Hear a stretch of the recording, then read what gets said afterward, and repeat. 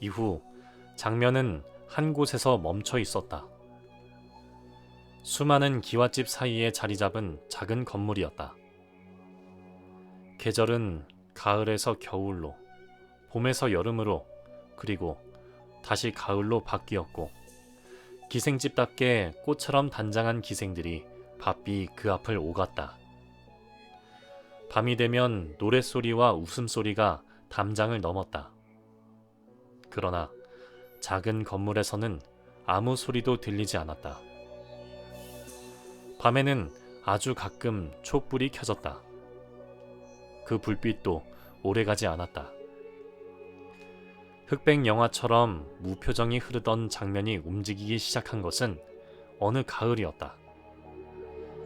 내내 닫혀있던 방문이 열린다. 이어 수수한 색으로 차려입은 월화양이 방에서 나왔다. 창백한 안색에 몸은 눈에 띄게 수척해졌다. 그녀는 마루에 앉아 뜰을 바라보고 있었다. 언니, 계속 뭐 하시오?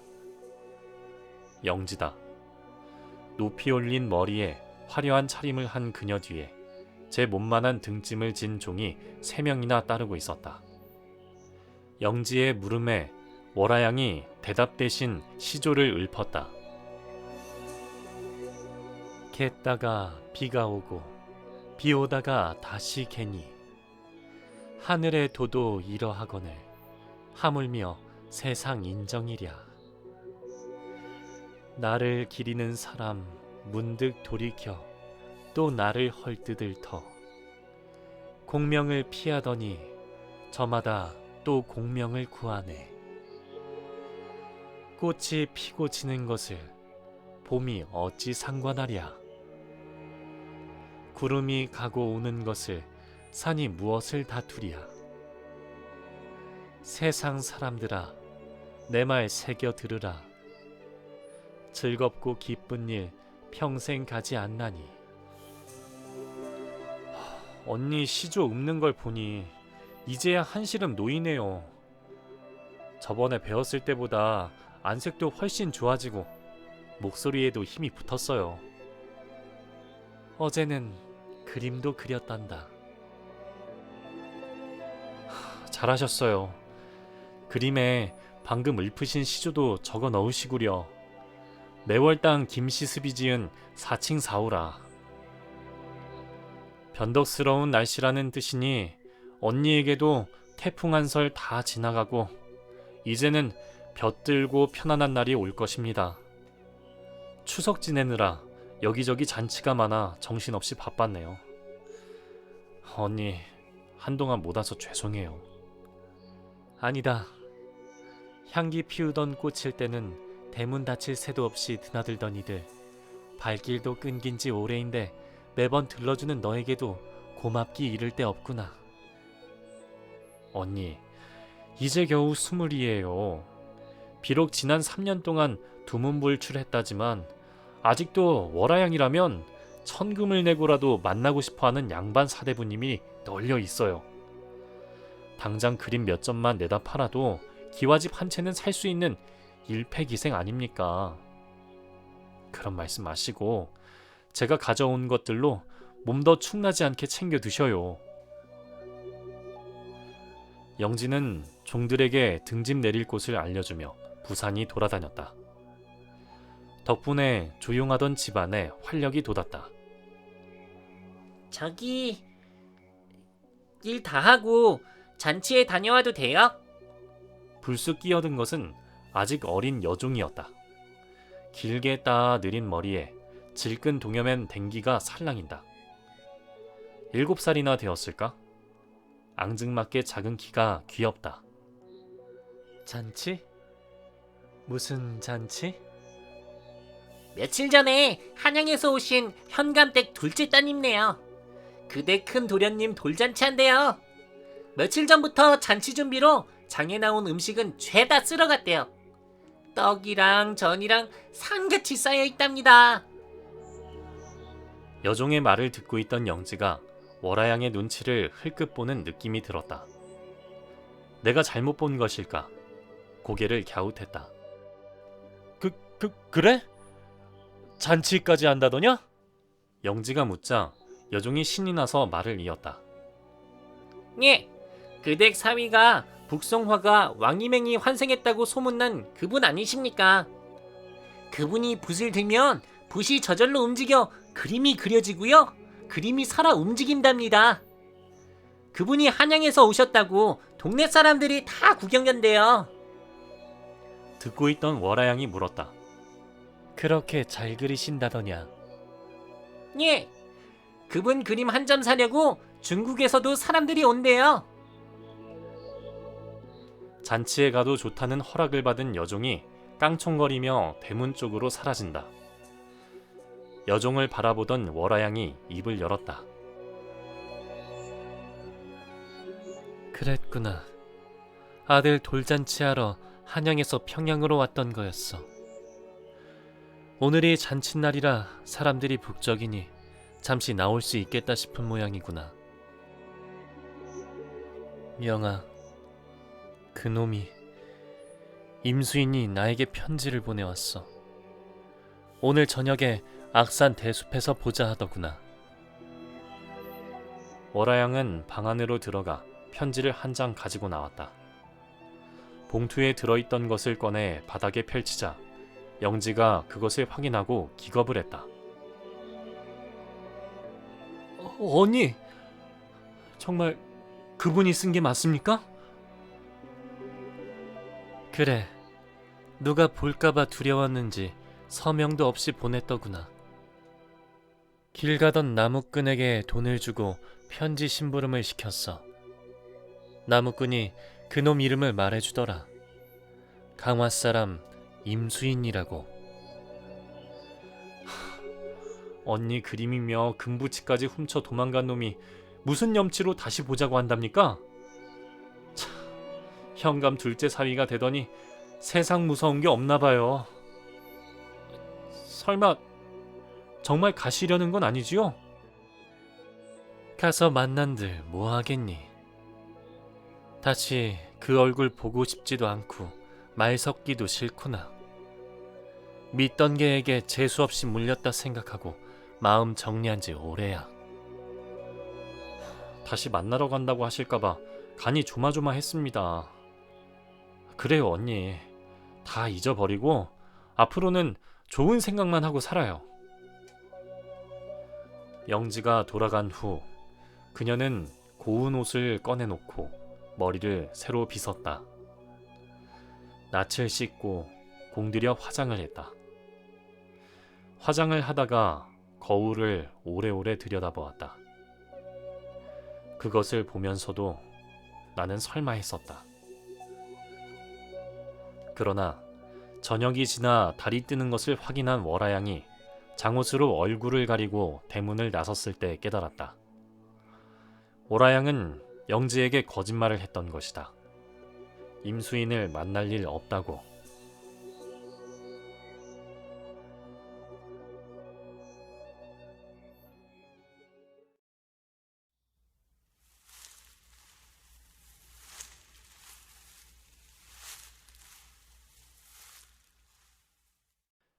버석거리는 대숲 위에서 금음달이 실눈뜬 여인 같은 얼굴을 하고 있었다. 월아양은 빠른 걸음으로 산을 올랐다. 자주 왔던 길인 듯 어둠 속이었지만 거침이 없다. 그녀가 걸음을 옮기는 동안 버석거리는 낙엽 위에 치마가 스치는 소리만 들려왔다. 왔구려. 불쑥 검은 그림자가 등장했다. 큰 갓에 도포 차림, 키 크고 잘생긴 선비가 숨어있던 대숲 사이에서 얼굴을 내밀었다. 월아양은 말없이 고개를 들어 그를 바라보았다. 무성한 대나무 잎이 그의 얼굴 위에 그림자를 드리웠지만 나는 그 얼굴을 안다. 거의 평생을 보고 알았던 얼굴이다. 정한의 얼굴을 한 임수인이었다. 와줄 줄은 몰랐소. 와주어서 고맙소. 정한, 아니 임수인이 말했다. 반갑게 월아양을 향해 다가섰지만 그녀의 냉정한 태도에 당황한 것 같았다. 내 그대를 잊지 못했소. 집안의 영달을 위해 현감댁 처자와 혼인은 하였으나 그대를 그리워했소. 내 곧 관징에 나갈 것 같으니 그리되면 그대를 한양으로 불러올려 첩으로 삼으리다. 작은 집 하나 사줄 테니 그대는 그 집에서 매일 그림을 그리시오. 그렇게 좋아하는 그림을 그리고 나와 함께 행복하게 삽시다. 이 말을 해주러 온 것이오. 임수인의 말에 월화양은 그제서야 입을 열었다. 소첩이 공자가 사준 작은 집에 들어앉아 평생 그림을 그리면 공자께서는 내 그림에 공자의 서명을 하고 공자의 낙관을 찍어 출세하시겠다는 말씀이시지요? 무슨 말을 그렇게 하오? 임수인은 당황한 듯 말을 더듬는다. 내 그림을 팔러 장에 나갔다가 현감댁 둘째 따님을 만났다 들었습니다. 내가 그린 그림이 공자가 그린 것으로 둔갑했고 그 그림으로 현감의 눈에 들었다지요. 현감의 허락하에 그 댁 둘째 따님과 연서가 오갔고요. 그것이 언제입니까? 저와 함께 지내던 그때였습니까? 적어도 석 달은 나와 함께 하면서도 그분을 만났습니다. 제 말이 맞지요? 임수인은 대답 없이 입맛만 다신다. 그것을 본 월화양이 말을 이었다. 제가 오늘 이곳으로 나온 이유는 단 한 가지입니다. 제 그림을 돌려주세요. 이것 보시게 월화양. 임수인은 월화양을 달래려는 듯 그녀의 이름을 불렀다. 자네의 그림을 왜 내게 달라 하는가? 자네 그림을 자네가 알지 내가 어찌 알겠소? 그래서 내 그림에 공자의 낙관을 찍었습니까? 나는 모르는 일이라 하지 않았소. 내 그림에 공자의 이름 석자를 적으면서 무슨 생각이 드시던가요? 그 잘난 양반 이름 석자에 부끄럽지 않으셨어요? 남 흉내나 겨우내는 변변치 못한 재주를 재능인 척 자랑하려니 어쩔 수 없던가요? 허허, 예전 정이 있어 따로 마음 써주었더니 천한 것이 발칙하게 감히 양반을 능멸하려 들어? 제 아무리 잘 그린 그림이라도 네가 그린 그림은 천한 기생이 그린 것일 뿐. 허나 같은 그림이라도 양반 임수인의 이름을 입으면 북송화가 왕이맹이 환생해서 그린 것으로 바뀜을 모른단 말이냐? 네가 조금이라도 생각이 있다면 네 조잡한 그림에 내 이름 석자를 넣어달라. 귀한 낙관을 좀 찍어달라 애원했을 것이다. 나는 북송화가 왕이맹 같은 건 필요 없습니다. 내 그림이 유명해지거나 비싸게 팔리지 않아도 상관없습니다. 그리니가 천할 뿐 그림은 천하지도 귀하지도 않은 것이니까요. 이름만 바꾸면 유명해질 그림을 너는 네 이름을 고집해서 촌구석이나 돌아다니는 싸구려 그림으로 처박아 놓고 싶은 것이냐? 잘 들어봐라. 너는 그림을 그리고 나는 그것에 이름을 입히면 우리는 둘 다 행복해질 수 있다. 내 그림이나 돌려주세요. 아니면 내가 직접 현감을 찾아뵐 것입니다. 우리 전에 함께 지낼 때처럼 말이다. 너는 그림을 그리고 나는 너를 사랑하고 또 너도 나를, 그래, 너도 나를 좋아했었지. 기억해보거라. 그랬지? 임수인의 말에 월화양의 입술이 바르르 떨었다. 사랑했다고 말하는 것이냐? 사랑했다는 이가 그렇게 나를 버리고 갔을까? 네가 말하는 사랑이 도대체 무엇이냐? 필요할 때는 꺼내 쓰고 필요 없으면 버리는 것이 사랑이냐? 뭐라? 기생년 주제에 양반에게 반말짓거리냐? 훔쳐갔던 그림이 다 떨어진 모양이지. 네 힘으로 그려보려 애도 썼을 텐데 어째 그것이 잘 안 되더냐? 내 그림을 흉내내 보려 해도 어렵더냐? 조용히 못해! 내년 입을 내가 닥치게 해주랴! 너는 내 그림을 흉내낼 능력이 없다. 잔재주로 내 흉내를 낼 수 있을지는 몰라도 내 그림은 대신 못 그린다. 너에게는 그럴 만한 재능이 없으니 내가 현감에게 찾아가 그림 한 점만 그려 보이면 네 거짓말이 만천하에 드러날 것이다. 거짓으로 쌓아올린 네 명성이 모래처럼 내려앉을 게야. 내 그 꼴을 기어이 보고야 말 것이다. 내 인연!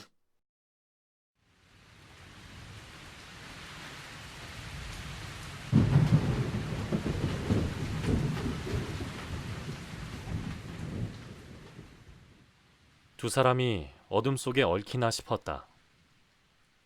무거운 임수인을 지탱하지 못하고 월화양이 뒤로 넘어진다. 두 사람은 한 대 엉겨 버둥대다 결국 임수인이 월화양을 한 대 치고서야 움직임을 멈췄다. 나쁜 계집년. 그러게 순순히 내 말을 듣지 그랬느냐? 임수인이 자리에서 일어서며 내뱉었다. 어느새 빗줄기가 굵어지고 있었다. 임수인이 떠난 자리에 월화양은 그대로 누워 있었다. 정신을 잃은 것인지 미동조차 없었다. 그녀의 몸 위에 차가운 비가 사정없이 퍼붓고 있었다.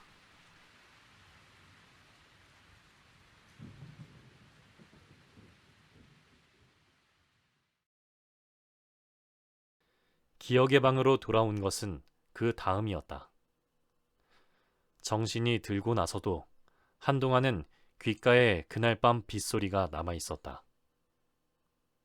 주위를 둘러보니 모여앉은 영혼들 사이에서 간간히 흐느낌 소리가 들려왔다. 무대 위에는 월화양이 서 있었다. 보라색 한복이 하얀 벽 배경 위에서 튀어나올 것처럼 선명했다. 꽃잎이 툭 떨어지듯 그녀가 입을 열었다. 박진한, 내 저주를 대신 풀어줘. 네 동생 박정한에게 내가 무슨 짓을 하든 눈도 감지 말고 고개도 돌리지 말고 하나도 빠짐없이 봐줘. 그것이 내가 너에게 하는 부탁이야.